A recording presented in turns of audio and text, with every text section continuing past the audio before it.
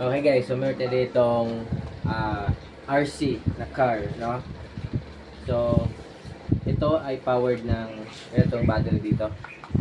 So, kasama na siya sa pagbili ng itong RC na to.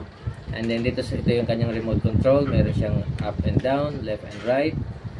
And then, ito namang battery niya, wala siyang kasamang battery pag binili. So, bibili ka ng sarili mong baterya. Size nito ay AA na battery. So, yan. I-heal natin yung ating inner child dahil yung kabataan ko, hindi ako makabili nito kasi ang mahal. Ngayon, napakamura na lang. Nabili ko siya sa online. So, ilagay ko na lang sa description box below yung link kung saan kayo makakabili. Okay? So, tara natin kung gumagana. So, may ilaw pala siya pag pinipindot yan. Okay. Andan natin. Balik ko.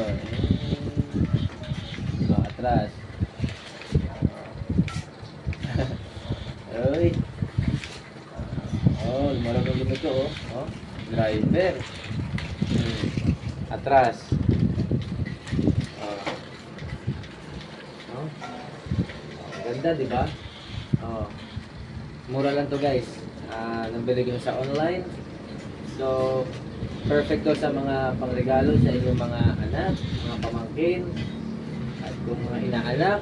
Kung kayo rin gusto nyo maglaro nito na hindi nyo pa naranasan ang kabataan nyo kasi napakamahal ito dati, pero ngayon napakamura na lang. So ayan, oh, ganda guys. Tsaka matagal malubat yung battery nya. So nilagay kong battery pala dito sa likod ay ever ready. Ganda. Tapos yung dito naman yung meron siyang stock na battery kasama sa package. So, rechargeable to. Itong battery dito ay rechargeable.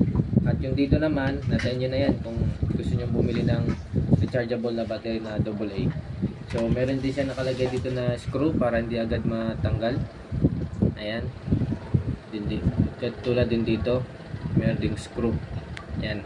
Yung battery nito, rechargeable. So, tatanggalin nyo lang. Saksak nyo sa USB. Ayan.